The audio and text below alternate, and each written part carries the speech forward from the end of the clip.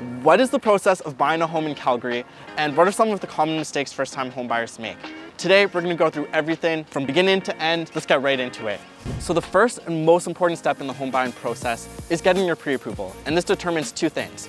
Number one, what kind of home you buy. And number two, where you buy. It will also help you later on in the process because when you write an offer, sellers usually ask, is your buyer pre-approved? We can not disclose that to them, we can be vague, we can not answer them at all, or we can be honest and say no. We want to give the seller confidence with our offer. Because if you're in a multiple offer situation, they're gonna go with someone that they know can get financing or is more likely to get financing. We just want to make sure we look more prepared. That's why it's important. Let's continue.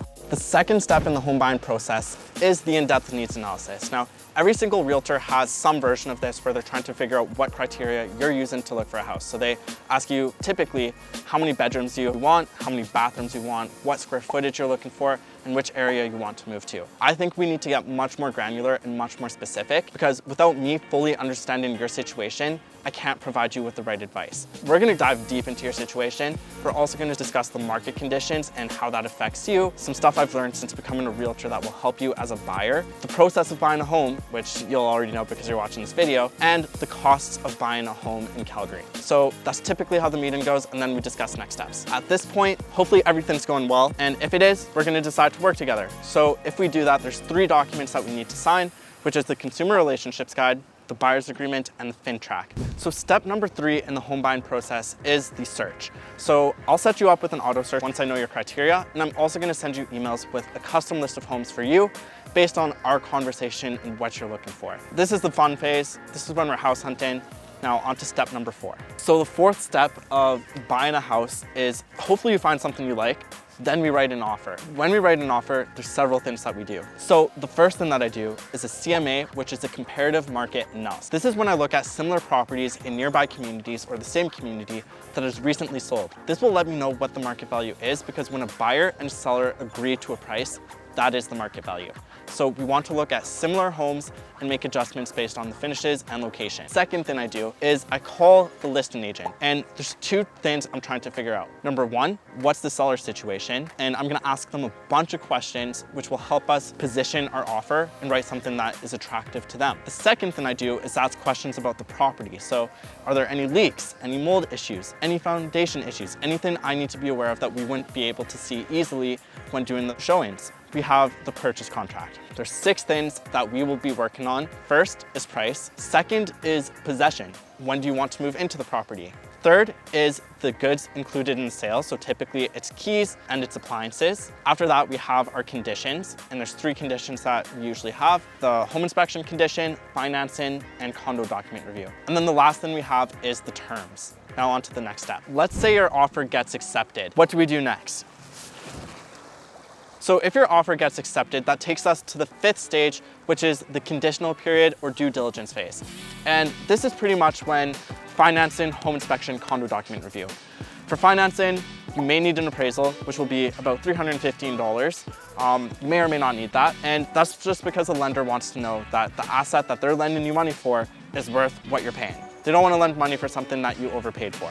The second condition is the home inspection, which is basically when someone comes in, takes a look at the house and makes sure it's in good condition. And third is a condo document review, which is only applicable if you're buying a condo, but it's very important because it determines the physical health and the financial health of the condo. And you don't want to buy something that is run badly. And if there's any issues with any of these items, we can negotiate it, but we want to make sure that we negotiate stuff that matters. Every home, whether you're buying a new home or a resale home, will have issues and cosmetic problems. But we want to really focus on the big items, which is electrical, plumbing, and airflow. Those are the main ones. Also big expenses like roofs.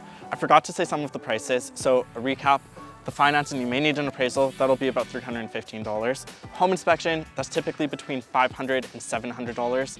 And lastly, the condo document review, that will be about $450 to $500. Now back to the video. So step number 6 in the home buying process is signing at the lawyer's office.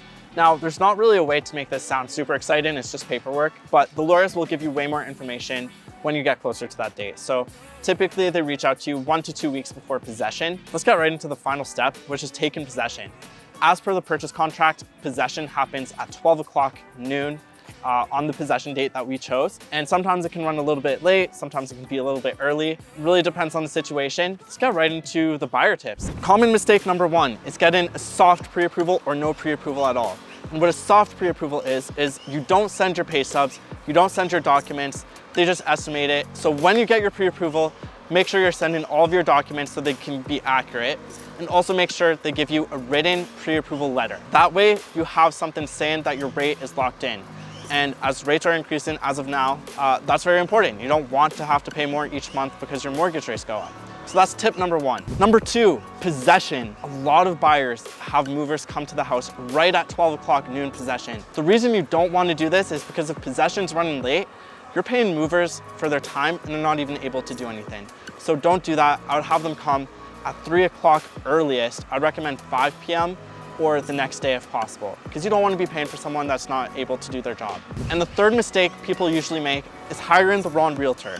Now, when you look for a realtor, you need to look for someone that can guide you, someone that you trust, and someone that is knowledgeable. The way you know this is your realtor asking you questions that make you think? Questions that go a little bit deeper than you'd expect. Is your realtor giving you a heads up what the next steps are? Do they actually have your best interest at heart? Like, can you tell? Are they trying to sell you on every single house? Or are they pointing stuff out like, hey, you might not want to buy this house because of this, blah, blah, blah. Make sure you hire the right realtor because it makes a huge difference and it can save you thousands of dollars at the end of the day. Thank you so much, you guys, for watching this video. If you got value from it, please hit the subscribe button and the like button. And if you want to see more Calgary real estate videos just like this one, make sure you hit the bell notification. Let me know if you also like the scenery because I did not dress properly for this.